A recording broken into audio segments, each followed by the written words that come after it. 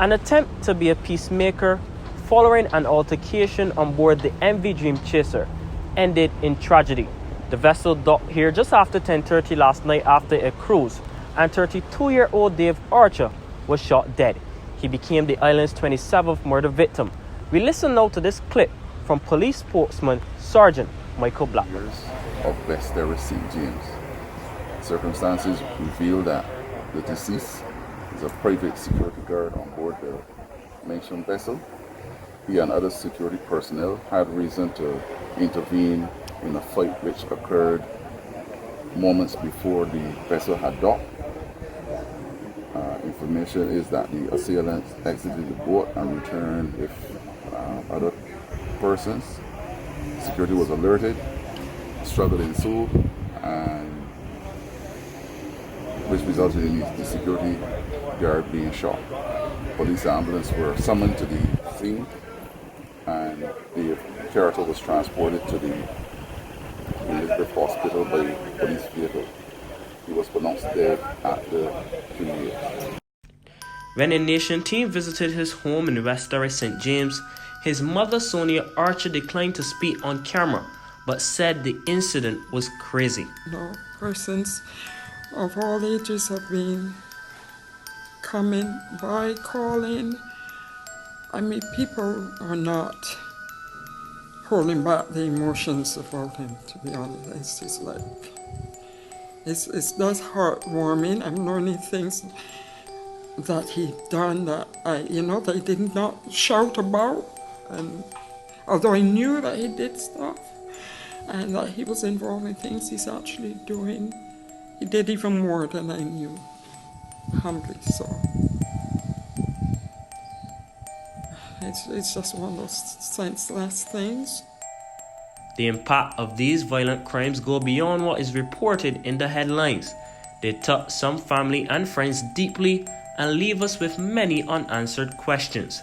Ordinary citizens have their take on the reason and have called for a response.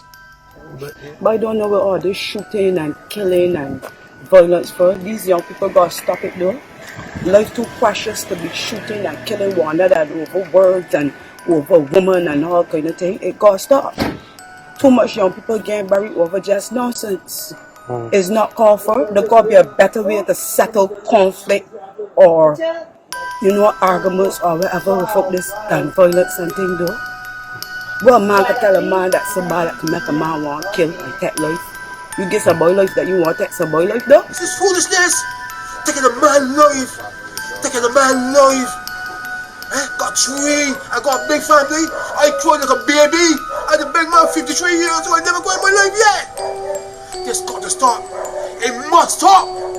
Prime Minister Mia Mottley sounded a warning to the criminals when she responded to the issue of rising crime, and Attorney General Dale Marshall also added his piece. They can use and walk around with guns like if they are toys, like if they are badges of honor.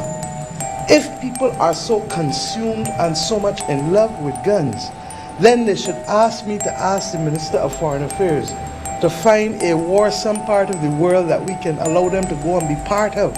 But what they must not begin to believe, walk about Barbados with guns and walk about shooting people any part of this country, not about here. I want to repeat myself, not about here. Distinct callousness of the individuals involved, but in real terms, it could have happened in Swan Street, it could happen in Broad Street. It demonstrates really that we're dealing with vagabonds who could care less where they carry out their dreadful deeds. He embarked on a series of walkthroughs in some of the affected communities with police. Joint patrols with the Barbados Defense Force were announced, and a gun amnesty netted little of substance. Others, like the sheriff, have called for a resumption of hanging. In the meantime, Barbadians have grown impatient with the rising crime levels and are demanding a targeted response. But for 27 families, it is already too late.